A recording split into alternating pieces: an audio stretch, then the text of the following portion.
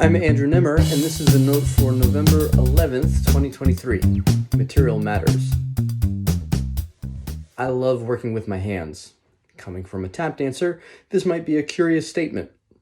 After all, I'm not a fashion designer or a sculptor. You might think I should be a more foot-focused kind of cat.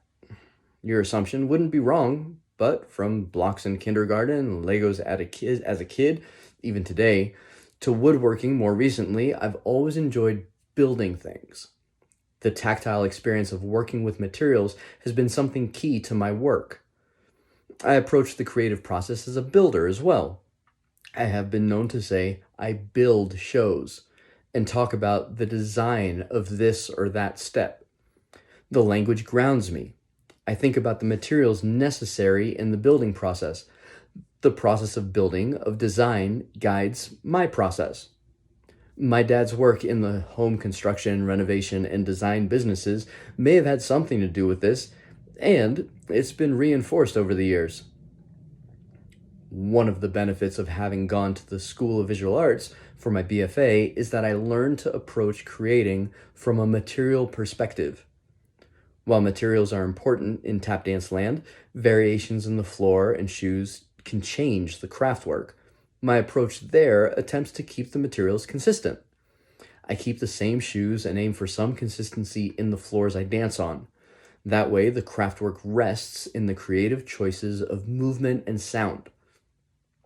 This is different than visual arts, for example, in which a variety of different materials, charcoal, pastel, paints of various kinds, clay, stone, and more, are learned and chosen specifically to create a variety of outcomes. Some visual artists even make their own materials for the purposes of particular outcomes. Materials are so important in the world of visual arts that a significant amount of time is dedicated to learning how materials work. In the shop. I was working part-time in a woodworking shop. Think saws, drills, screws, T-squares, sanders, and more. There were more ways to injure yourself in that shop than I ever would have thought to encounter in a theater. And there I was, being apprenticed to build cabinets and drawers and learning how to avoid hurting myself in the process. My bosses and the team of craftspeople there were great, supportive of my journey as a newbie and eager to teach me all the skills. As the new cat on the floor, every day at the shop was different. I would check in with the foreman and be assigned a series of tasks.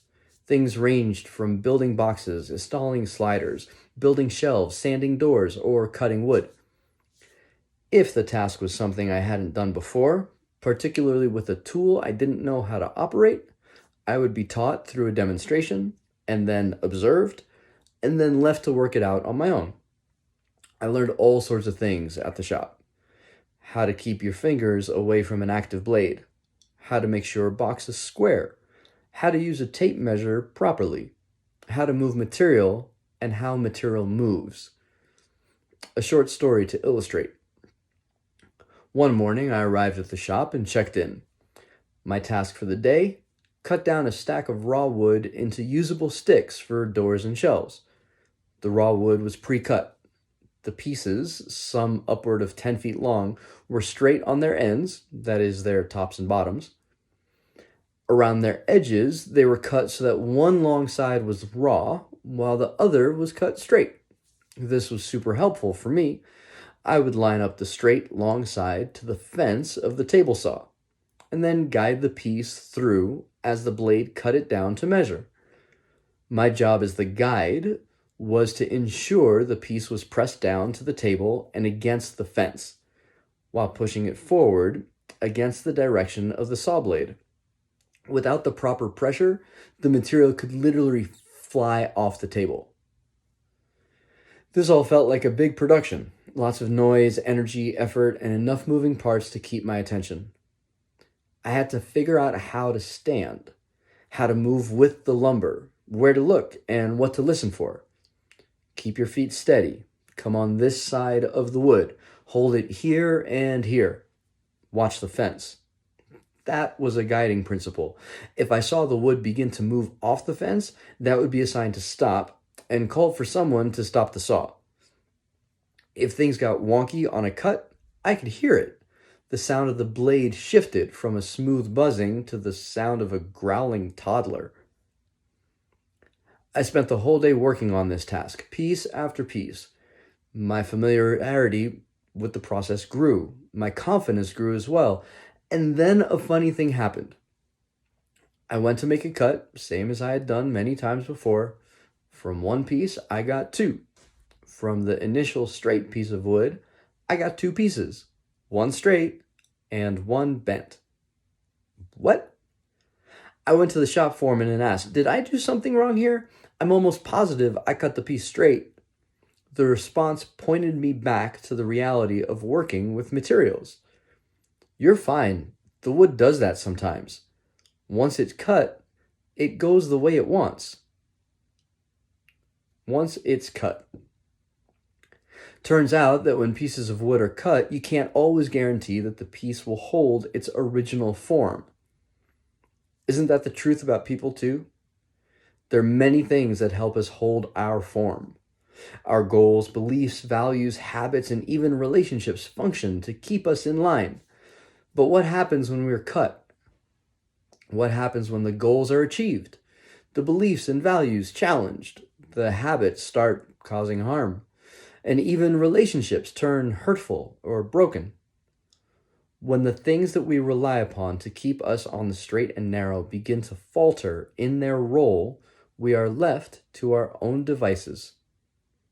Whatever our original form is what shows up once we are cut. We often hear about falls from grace. The leader that we thought had everything together is found out to be a liar and cheat, or worse. The public figure with the highest reputation is discovered to be of low repute. A different way to look at these falls might be like the piece of wood that was cut. Free from whatever restrictions had held them together, their more fundamental form is free to reign. Is there a way to prevent such falls, or rather flagrant freedoms? Yes. A core tenet of spiritual formation is the idea that we can do our part in working on our core form. We can bear witness to it. We can be involved in the process of transformation. Ultimately, the core stuff we have can be transformed. This is the proposition specifically of the teaching of Jesus Christ. I speak from this perspective because this is the one that I have staked my life on. The process is not always pretty. We may be tasked with looking at parts of ourselves that we would rather not. We may be tasked with interrupting habits of thought and action that are so ingrained, we might feel like we are losing parts of ourselves in the interruption. We might be tasked with becoming someone we always thought would be out of reach. The believing of the possibility of such a transformation can be an equal deterrent as the challenges of the process itself. Regardless, what would you rather do? Discover a disordered part of your inner world only when you've been cut? Or get ahead of the thing and, with love and grace, take part in the miracle of transformation?